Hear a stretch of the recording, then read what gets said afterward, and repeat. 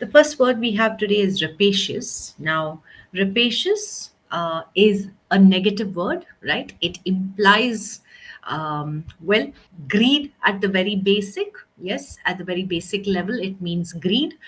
It means having a desire, a strong desire to take things for yourself, usually using unfair methods of force, right? So rapacious would be used in the sense of war, it would be used in the sense of plundering, right? That is the sense in which it is used, right? So let's take a look at the sentences. Hawks and other rapacious birds. All right. So this is used in the context of predators. Yes. So hawk is a bird that is similar to an eagle, right? It has that curved beak, the talons, yes, and they are birds of prey. So hawks and other rapacious birds prey on a variety of small animals, right? So these birds, right, predators generally do not, whatever kind of animal it may be, right, predators do not really stop to wonder what effect it may have on its prey, right? They see, they need food, they capture, they eat, right? That's how it generally works. She has a rapacious appetite for fame. All right. So in this context, it is not necessarily harshly negative, right? But it is not very positive either, because having a rapacious appetite will still convey the meaning that the person is willing to do anything for fame. Yes. So it is still a negative word. So as you can see, the synonyms, one of the synonyms is plundering, right? Plundering is, well, thievery, right? You could say thievery, attacking and taking things for oneself, right? That is plundering. And acquisitive. Acquisitive will give you the meaning of greedy. Yes. So, as I said, at the very basic level, it is greedy. Yes. But it is quite a harsh word. It is a harsher word than the word greedy. Yes. Okay. We have here the word rebuff. Yes. Now, any word starting with re generally gives you the meaning of back or again. Part of the meaning of the word will be back or again. Yes. So rebuff also contains that, right? When someone says something to you and or asks you for something or tries to give you something, right? It could be any of these things, and you reject it, right? That would be known as rebuffing. Yes. So take a look at the sentence. She rebuffed his invitation. Okay, so she rebuffed his invitation so smoothly that he did not realize he had been snubbed. This is what is significant here, right? And this is what gives us the context. Yes. So she rebuffed his invitation.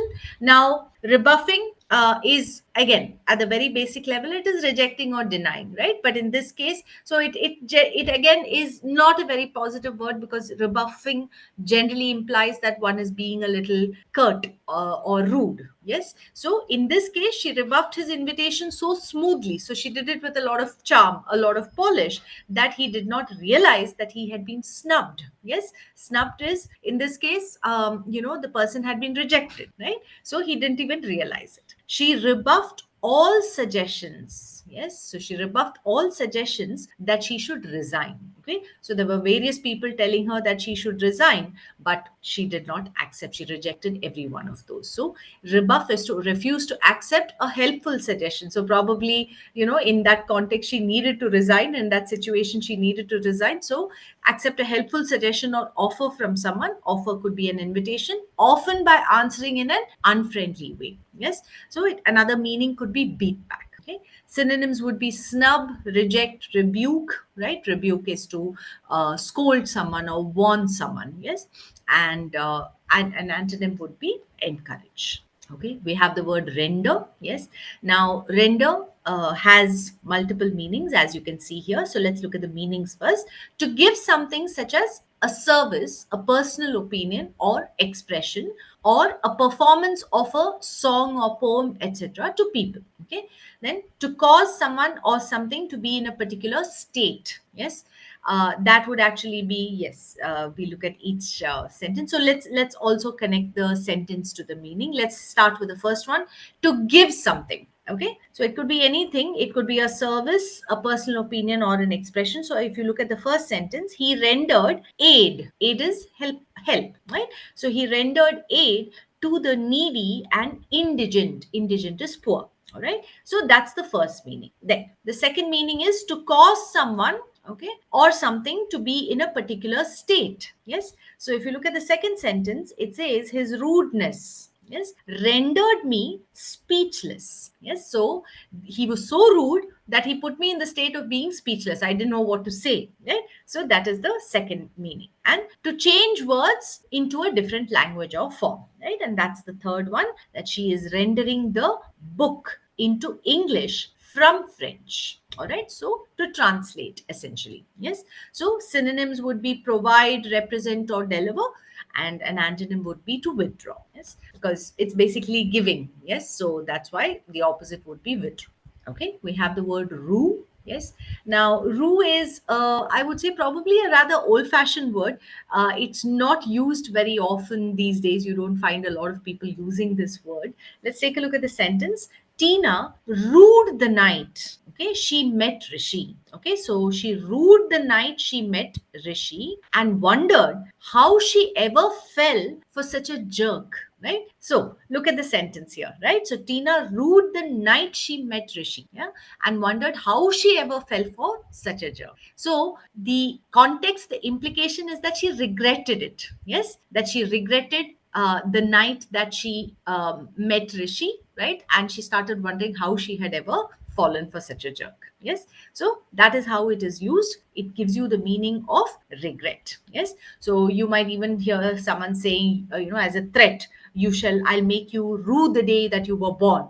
Right. That's a very common threat that is used, right? Again, not necessarily by people today, but yes, it is a threat that is used. Yes. So to feel sorry about an event and wish that it had not happened. So when you say, I'll make you rue the day that you were born, basically means that I'll make you wish that you had never been born. Right? So lament or mourn would be synonyms. Rejoice or celebrate would be antonyms. Okay. We have the word slew. Now, slew can be used as a collective noun, right? So, large quantity or number. Yes, so it is used in that sense. So, although Rakhi had checked off a number of items, okay, on her to do list, she still had a whole slew of errands, meaning things that she had to go out and do. Maybe buy, maybe pay bills, yes, whatever it may be. But she had a whole slew of errands left. Yes, so it means she had a number of things, a large quantity of things to do. Yes, Mr. Savino has been charged with 3 murders as well as a whole slew of other crimes. Yes, so Mr. Savino has been charged with 3 murders. So 3 murders, and on top of that, a whole lot of other crimes. Yes, so that is how we would use it. And there is another meaning, which is to turn or be turned around suddenly and awkwardly. Yes, so that is how it has been used in the third sentence. The car hit a patch of ice, so basically it would skid. Yes, so the car hit a patch of ice, and what would happen when it skids? It was turned around violently, so slewed around violently. Okay, so here in the third sentence it is being used as a verb, right? Whereas when you talk about a slew of errands or a slew of other crimes, it's being used as a collective noun.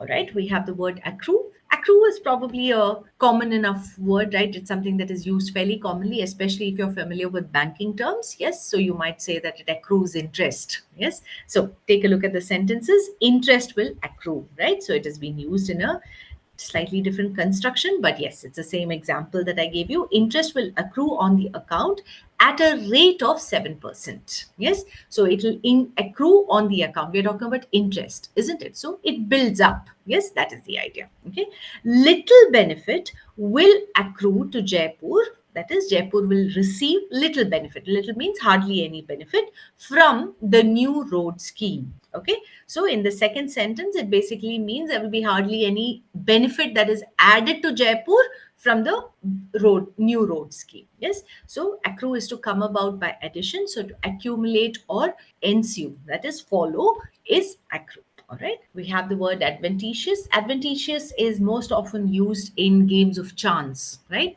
Do you know what games of chance are? Games of chance are things like cards, yes, or any game, even in a casino, right? The various, machines that you have, right? The slot machines, as they're called. So it's a word that is closely connected to that because it means accidental or by chance, yes. So she found this adventitious meeting with her friend extremely fortunate. Okay, so it was a chance meeting, it was an accidental meeting, it is not that she had actually planned to meet her friend. Yes, so that is one way of using it. You might even use it in the sense of, I had a rather adventitious, evening at the casino, right? So it can be used in that sense also, that it was casual, right? It was accidental. I hadn't planned to do so, yes, but I had an adventitious win at the casino, right? So it was accidental. I didn't plan it. I am not good at games of chance, but for some reason, accidentally I had a run of luck. Yes. So casual, unforeseen, sporadic, spontaneous could all be synonyms in different contexts, of course. Yes. And then you have planned, which is the opposite of accidental. We have the word amnesty. Yes. I How many of you have heard of Amnesty International, right? Which is an organization that helps to negotiate pardons for people who have been accused of some crime or the other, right? Especially between countries. Yes. So that is one kind of. So from that, why is it called Amnesty International? Because it negotiates or helps to bring about, or it helps with negotiations to bring about a pardon. Yes. So that's the key word there. Let's look at the sentence. People who hand in illegal weapons, yes, so that gives us the context, will not be prosecuted, meaning will not have a case filed against him or her during the amnesty. Okay, so if it is a time or a period in which the government is coming to a decision regarding whether the person will be punished or not, right? So it is a more formal word, it is a legal word in which, so amnesty cannot be given by a parent to a child, right? It is not used in that context. It's a grander word, right? So it is generally used in terms of a forgiveness or pardon being given by a government to somebody who is accused of serious crimes. Yes, so that is the context. Satwant Singh's plea for presidential amnesty was not accepted, right? So there are cases in which, criminals who are on the death row, as it is called, right? Meaning who have been sentenced to death, right, can apply for the presidential pardon. Yes, so that is what presidential amnesty implies in the second sentence. Yes, so it's a decision by a government that allows political prisoners, right? It need not just be political prisoners. Let's expand that meaning a little bit, right? Basically, it means the government gives a pardon, right, to people who have committed a crime or who have been accused of a crime, right? And it is done in in a very few cases, right? It is not given to one and all. Huh? So forgiveness or parole would be synonyms. Punishment or penalization would be antonyms. All right, we have the word anguish. Anguish is a quite a harsh word, right? Because it implies a very deep sorrow. Yes, so a deep sorrow, deep pain. Yes, not physical pain, right? Though we can talk about physical anguish also, but it generally implies the mental suffering that a person undergoes. So extreme unhappiness caused by physical or mental suffering, right, or acute pain. Okay, so synonyms would be extreme suffering, agony, right, calvary, pang, torment. Yes, it could be any of this. Solace, solace is comfort or satisfaction. Yes, satisfied is the adjective form, satisfaction is the noun form. Depending on the context, it could be either. Yeah, the quarrel caused her intense unhappiness and anguish, right? So the quarrel, so you can imagine she would have fought with someone. It could be a friend, it could be a boyfriend, right? It could be a parent, a sibling, whatever it may be. But the quarrel caused her intense unhappiness and anguish. Yes. His anguish at the outcome of the court case. Yes. So it's the outcome of a court case. So if it is anguish, then it would not be a positive outcome. Yes. That's what anguish implies. All right, we have here the word arcane. Now, arcane is a word that is quite academic, actually, right? It is used in that sense, in that very literary or academic sense. It can apply also to science, right? So that's why I said academic, not just literary, because scientific knowledge, right? Philosophy, these are things which can be described as arcane, because scientific knowledge is not for everyone, right? Philosophy is not for everyone. It's not easily understood by everyone. Yes. So arcane is, so it refers to something that is secret, something that is generally understood by or kept to an exclusive few people, right, who belong to the field. Yes, so that is the implication. Let's take a look at the sentences. This argument, okay, so we're describing an argument as arcane to those not closely involved in the world of finance. Okay, so this argument may seem arcane to those who not closely involved in the world of finance, it says. Yes, or you might say that the group deals in arcane activities, and that's why they are very particular about whom they accept into the fold. Yes, so as you can see, so that is meant for an exclusive group of people, not understood by everyone. Yes, so synonyms would be mysterious, known only to the initiated. Initiated is people who have been accepted into the group. Yes, esoteric. Yeah, esoteric is again meant for only a knowledgeable few. Yes, complex, hard to understand. Recondite is another synonym. Clandestine. Clandestine is secretive or mysterious. Yes. Antonyms would be clear, absolutely clear, or mundane. Yes, mundane is very day to day, ordinary, something that can be understood easily by everyone. Yes, arcane is the exact opposite of that. All right, we have the word ascetic. Now, if you have read Tinkles or Amachitra Kathas, yes, Panchatantra, Hitopadesha, these stories as children, right, then this is a word that would be quite familiar to you, right? Especially Panchatantra and Hitopadesha, because they mostly had stories which involved the interaction between human beings and animals, right? And invariably, there would be a reference to an ascetic, which is basically the closest word in English, I suppose, for a rishi or a muni, yes, which is a word we would use in Sanskrit, right? It refers to someone who lives an extremely simple life and who has given up materialistic pleasures. Yes. So, avoiding physical pleasures, materialistic, anything that money can buy, especially, and living a simple life, often for religious reasons. So that's why I said Panchatantra or Hitopadesha. Yes.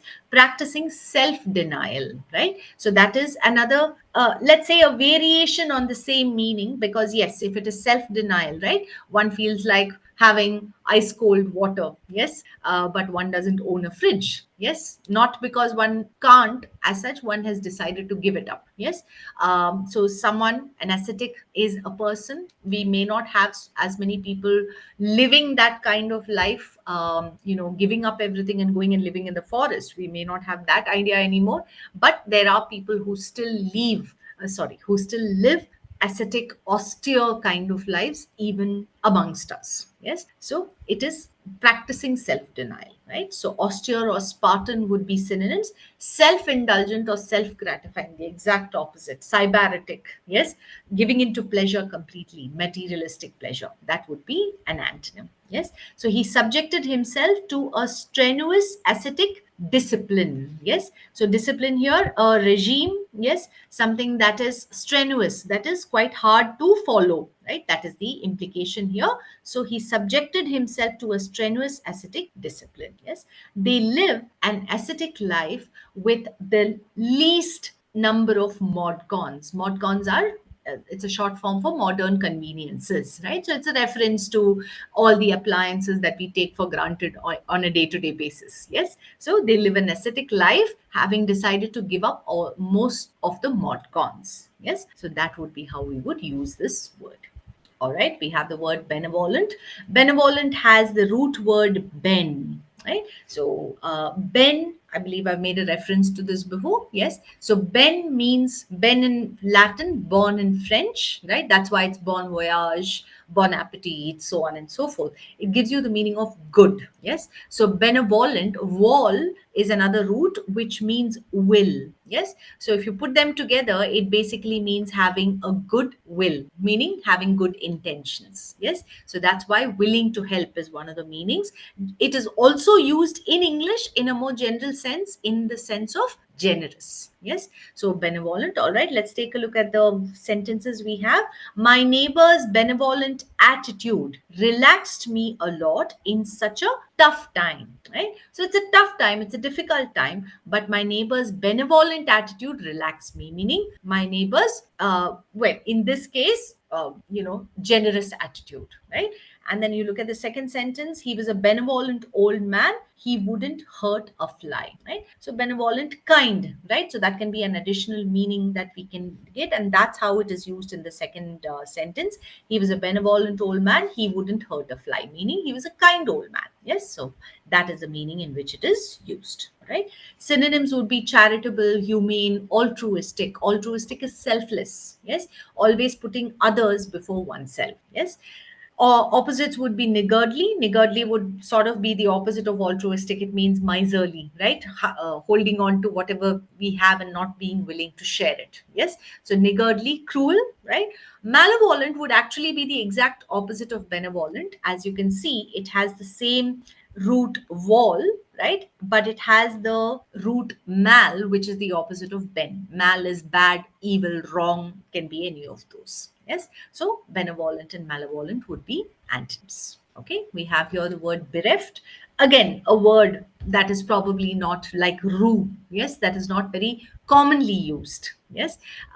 You listen to somebody like Shashi Tharoor, you'd probably find him using this word, right? So someone who does tend to have a very high sense of, high competency with language. Yes. So bereft is to deprive or lacking something or feeling great loss. Yes. So the foolish gambler. Yes. So the word foolish itself tells us it's negative, right? Gambler, we understand. Yes. Someone who throws away or, plays with luck. Yes. So the foolish gambler soon found himself bereft of funds. Funds here would be in reference to money. Yes. So if the gambling itself is a risky thing, yes, and this is a foolish gambler, which means he probably wasn't a very good gambler, right? So he soon found himself without, lacking funds. Yes, without any funds, lacking funds. After the last of their children had left home, the couple, right? So the last of their children had left home. Yes, meaning there is something called an emptiness syndrome, right? Which is something that parents go through when children have left home. Yes, so after the last of their children had left home, the couple felt utterly bereft, meaning deprived, right? Or lacking something or feeling great loss. Can be especially feeling great loss. Yes. So destitute would be one synonym. This is in the sense of lacking something. That is the first sentence, bereft of funds. That's how you would use destitute, because destitute generally means having, being left without any resources. Chafe, right? So chafe is, well, you could say that cloth. Yes. So a bandage, for example, chafes you, right? Chafes the skin. Yes. So what is it? To mark or become damaged or sore by rubbing, right? Or to warm by rubbing. Yes. So let's look at the sentences. Passengers are starting to chafe at the delay in their flight. Yes. So here it is actually a slightly different usage from the first one, right? So it is starting to, instead of physically becoming damaged, it is more in the sense of it is a delay in the flight, right? So how would the passengers start to feel? Especially if it's if it's a considerable delay, they would start to get irritated or annoyed, right? So the mood is the one that gets damaged. So basically that's how it is used in the first sentence. Yes. The bracelet was so tight that it started to chafe my wrist. Yes, so here it is used in a physical sense to mark or become damaged or sore by rubbing. Right.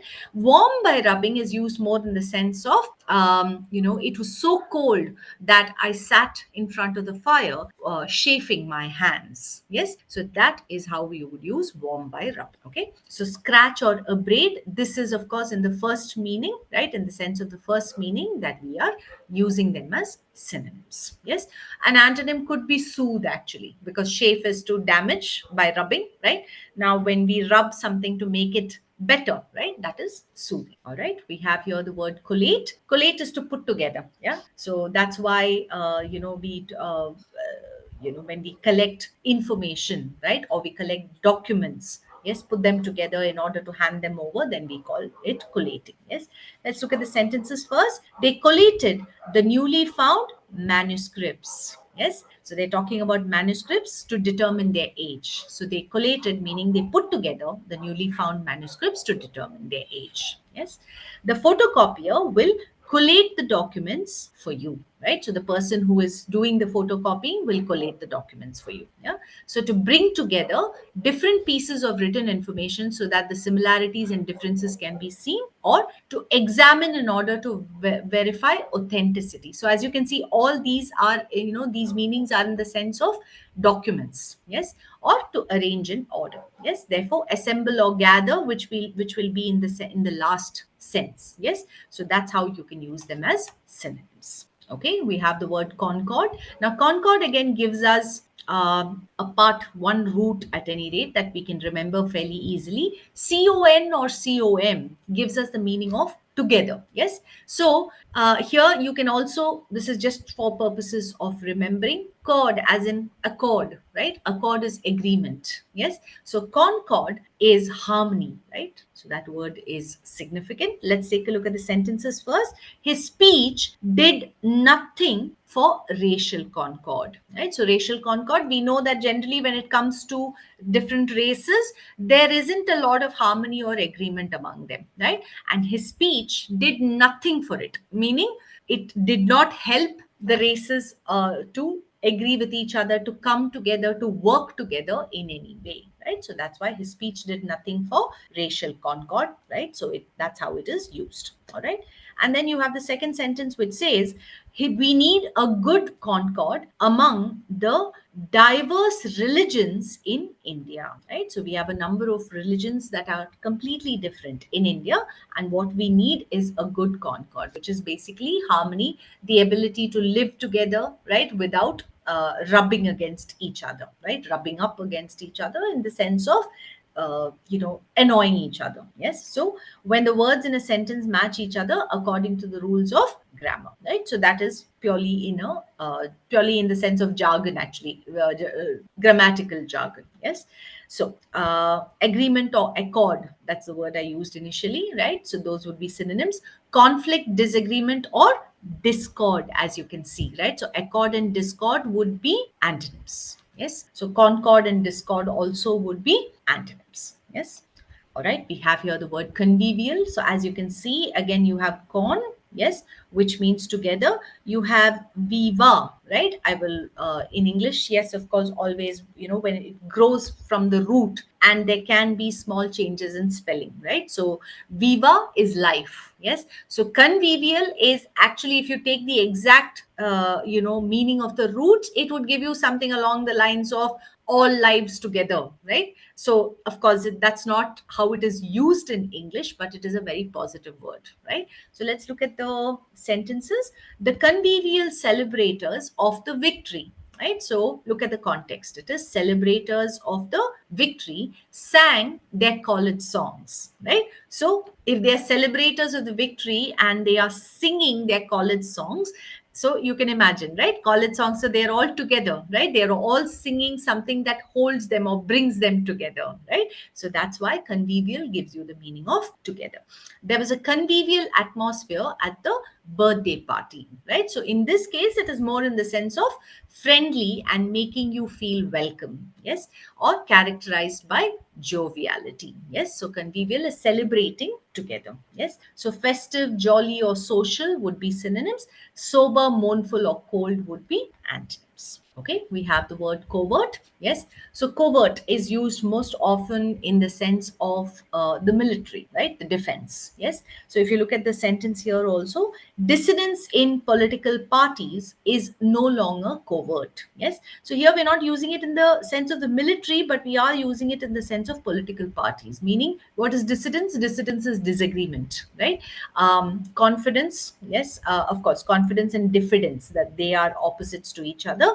But dissidence in this sense gives you the meaning of going against someone, right? So that's what it is. So going against someone in political parties, right? Switching parties, disagreeing with someone, maybe making a move against someone, right, is no longer covert, right? So earlier it would be done in a hidden, secretive manner, but now it is no longer so, right? That's the meaning the sentence gives us.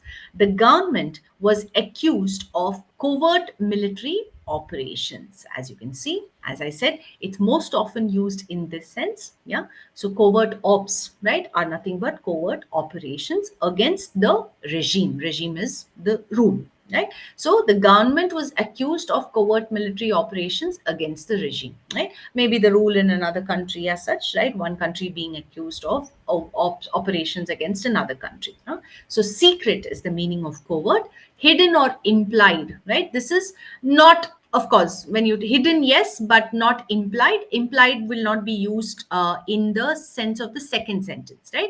It would be used more in the sense of the first sentence. Yes, open or unlock would be antonyms. Okay, we have here the word daunt. Yes, now when you look at the word, or when you use the word daunt, yes, you use it more in the sense of something that sort of frightens you a little bit, right? Something that maybe discourages you from doing something. Yes, so it is in that sense. So let's take a look at the sentence. Boast all you like of your prowess. Prowess is capability.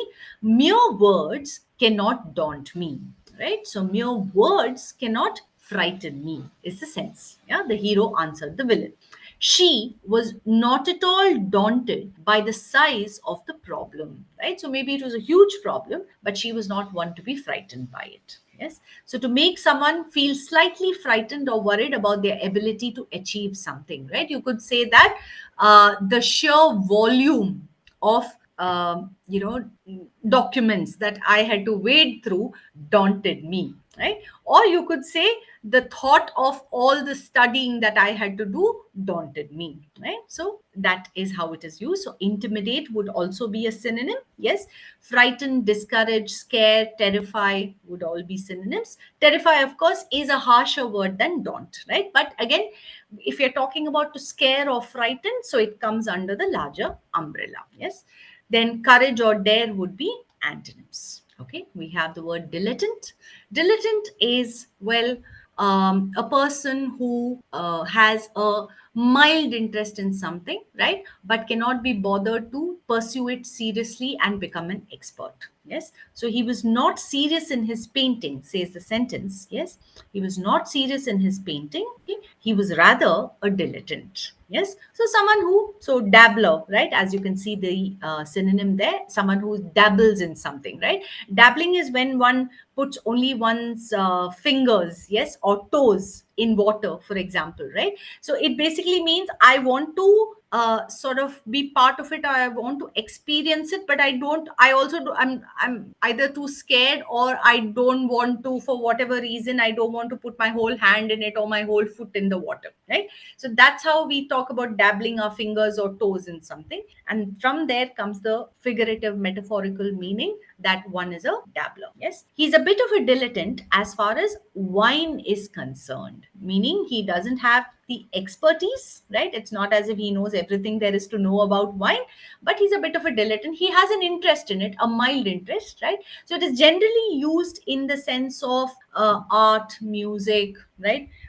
Food, because wine, right? So food and drink, right? It is used in that context than in a scientific context. Yes, so amateur or dabbler would be synonyms.